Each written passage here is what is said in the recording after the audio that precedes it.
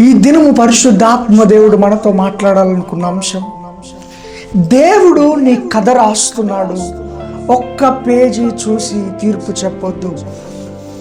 దేవుడు నీ కథ రాస్తున్నాడు, ఒక్క పేజీ చూసి నీవు తీర్పు చెప్పొద్దు.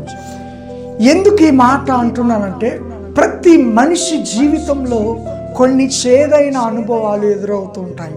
ఆ చేదైన అనుభవాలను చూసినప్పుడు, ఆ యొక్క పడిపోయిన స్థితి చూసినప్పుడు, ఆ యొక్క కృంగిపోయిన స్థితిని చూసి నీవు ఆ వ్యక్తిని ఆ యొక్క ఒక్క పేజీని చూసి, అంటే ఆ వ్యక్తిలో ఉన్న ఒక్క బలహీనతను చూసి నీవు తీర్పు చెప్పొద్దు.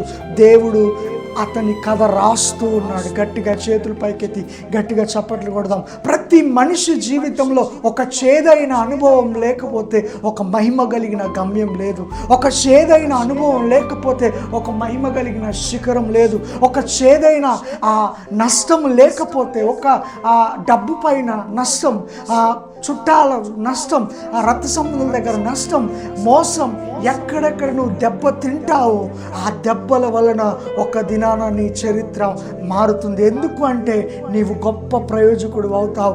ఇంతకు ముందులాగా జ్ఞానం లేకుండా, వివేచన లేకుండా నువ్వు చేయవు. కానీ ప్రతి విషయంలో నీకు ఆ యొక్క ఆత్మ సంబంధమైన జ్ఞానము దేవుడిచ్చి ప్రతి విషయంలో నీ కథ రాస్తున్నాడు. ఒక పేజీని చూసి నీవు తీర్పు చెప్పొద్దు.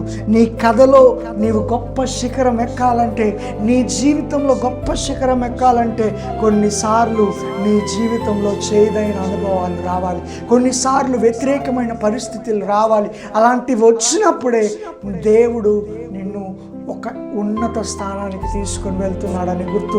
ఒక చేదైన అనుభవం లేని జీవితం అది జీవితమే కాదు. ఒక నష్టం లేని జీవితం అది జీవితమే కాదు. అసలు అలా లేకపోతే మనిషే కాదు. కానీ దేవుడు ఎందుకు ఆ విషయాల్లో నడిపిస్తాడంటే, మనము గొప్పవారము కావాలి, అనేకులకి ఆశీర్వాదకరంగా మనము మన కుటుంబాలు ఉండాలి. అది దేవుని చిత్తం, అది దేవుని ప్రణాళిక. God bless you. Praise the Lord. దేవుడు ఈ వాక్యం ద్వారా మిమ్మల్ని దీవించును గాక. ఆమేన్.